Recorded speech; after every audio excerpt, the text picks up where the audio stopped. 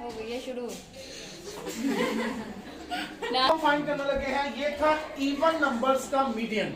अब अगर वैल्यू कुछ इस तरह आ जाती है, रैंडमली वैल्यू है 7 9 2 5 3 2 9 8, ठीक है 11। तो अब आप सबसे पहले इसको, मैंने बताया मीडियन के अंदर पहले आप इसको तरतीब देंगे, यानी कि पहले आपके पास 2 आएगा, देन फिर 2 है तो 2 आ जाएगा, देन 3, देन 5 7 8 9 11। So 1 2 3 4 5 6 7 8 9, 1 2 3 4 5 6 7 8 9।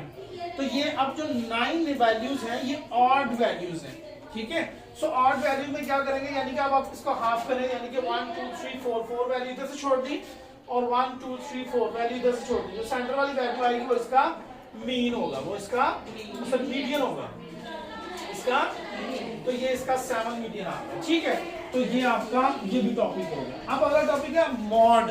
मॉड को उर्दू में कहते हैं आधा। आधा कहते हैं मोस्ट रिपीटेड वैल्यू।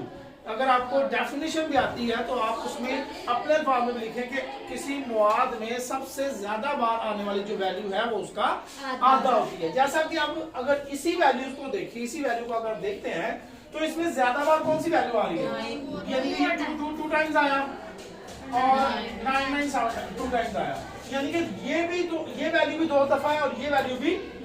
तो फिर इसका जो मॉड होगा वो होगा 2 and 9, ठीक है। अगर मैं यहां पर ऐसे कर देता कि यहां एक और वैल्यू है, यानी कि अब वैल्यू में 9 जो है ये 3 टाइम है, तो 9 ज्यादा बार आ गया 2 की निस्बत, तो अब इसका जो मॉड निकले वो जस्ट 9 निकले, ठीक है।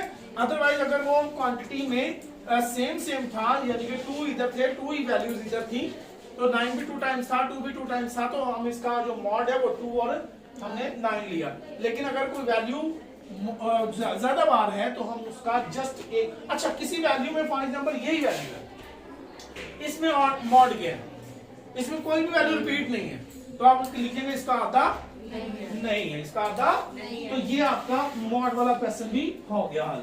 अब हम बढ़ते हैं यूनियन की तरफ। यूनियन में क्या करते हैं, तो यूनियन में आपके पास जैसे आप फॉर एग्जांपल आपकी क्लास की यूनियन बन जाती है स्टूडेंट फेडरेशन के नाम से, या किसी भी स्टूडेंट्स का एक ग्रुप बन जाता है जिसमें आप तमाम लड़कियां जो है ना वो अपनी कोई भी बात लेके प्रिंसिपल के ऑफिस में जाती हैं कि जी हमारी ये जो प्रॉब्लम है ये सॉल्व की जाए। तो आपने एक यूनियन बना ली। यूनियन में क्या किया, तमाम चीजों को आपने इकट्ठा कर लिया, तमाम लड़कियों को इकट्ठा कर लिया। तो यूनियन में बेसिकली आप वैल्यूज को इकट्ठा करके लिखते हैं।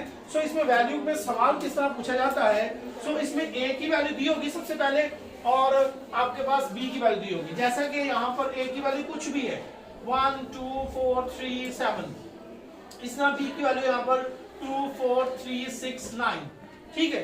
तो कहता है ए की वैल्यू ये है, बी की वैल्यू ये है, तो आपको चाहिए ए यूनियन बी। तो ए यूनियन बी फाइंड करने के लिए 1 2 3 4 7, ठीक है।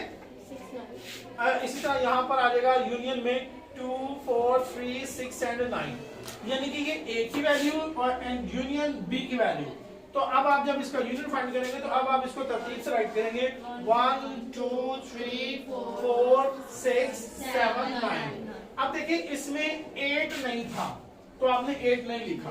दूसरी बात, इसमें जो वैल्यू रिपीटेड आई है यानी कि 2 दोनों में है, तो कोई वैल्यू बार बार भी आई है तो आपने 1 टाइम इसको राइट करना होगा, तो ये आपके पास यूनियन आ जाता है।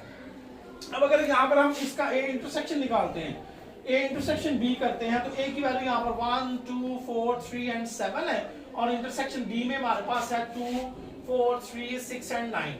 अब इंटरसेक्शन में हम जो सेम वैल्यूज होती हैं दोनों सेट्स में हम वो राइट करते हैं, जैसे कि यहाँ पर 2 और 2 सेम है, 4 और 4 सेम है, 3 and 3 सेम है, सो 2 4 and 3 ये इसका इंटरसेक्शन आ गया।